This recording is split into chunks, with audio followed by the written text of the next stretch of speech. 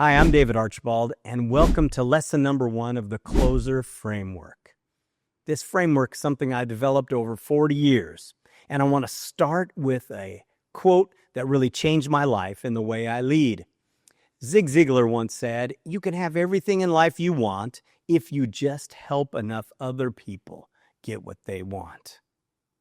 That one line became the foundation of how I sold, how I lead sales teams, raise my family, and run my business. Because when you shift your mindset from getting to giving, everything changes. Now, that quote from Zig Ziglar about helping others first is the heart of great leadership. It's also the heart of this framework, Closer. Now, that's an acronym I developed after decades of building sales teams around the world. And it stands for C, connect with a purpose. L, listen to understand. O, own your craft. S, serve, don't sell. E, energize the team. And R, repeat what works. Each principle is simple, and each one can be taught, modeled, and practiced by your team. And together, they'll help you build a sales culture where both trust and results thrive. So in this first lesson, we'll begin right where all great leadership and great selling starts. Connect with purpose. Why intent matters more than ever. The more you do it, the better you are. The truth is, customers today are more educated than ever. They've done research, they know the prices, they read all the reviews. So if you bring to the table is information, you're replaceable. You're not going to help people. But when you bring connection, when you listen, when you care, when you get clear on the customer's purpose, you become irreplaceable.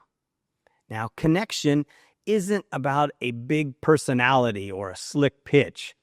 It's about one thing: making the other person feel seen and understood. That's what creates loyalty. Now, let me share a quick story. Let me share a quick story with you. In one of our showrooms, a man came in and wandered around about 20 minutes. And he wasn't dressed like a buyer, he didn't really look like somebody was going to buy anything, and didn't ask for any help. And honestly, he just looked a little out of place.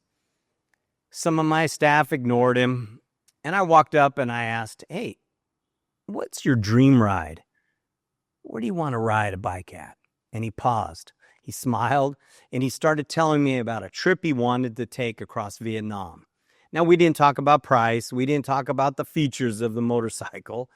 We talked about freedom, family, and adventure of getting older and wanting to feel alive. Now, he didn't buy that day, but a week later, he came back with his wife and he bought the bike. And a week after that, he sent a friend in. And 2 years later, he's bought 3 bikes from us now. And he told me, "You were the first person who asked me why it mattered." That's connection with purpose. Now, let me give you 3 ways your team can build deeper connections today. Number 1, they got to ask better questions. Instead of, "Hey, can I help you?" try something like, "What are you hoping this bike helps you experience?" Number 2, use empathy as your strategy. Encourage your team to listen with intent to understand, not reply. And number 3, look for values, not features.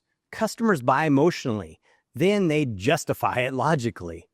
Help them articulate what's behind their decision, not just the price or the color. Now, here's a challenge for you. In your next sales meeting, open up by asking this: what's the most meaningful customer conversation you had in the last 7 days?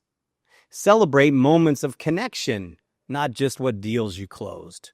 This rewires your team's values. And last, teach your team to lead with curiosity. Start slow. Ask why. Ask what matters.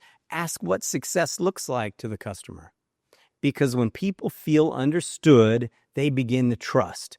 And when that trust happens, they buy. Remember, Start human and stay human. That's the real path to connection and long-term success. Now, in our next lesson, I'll talk about one of the most powerful tools you already have, but you might not be using it very well, and that's listening. Not passive listening, but active listening. And that moves people forward. Okay, I'll see you on lesson number 2.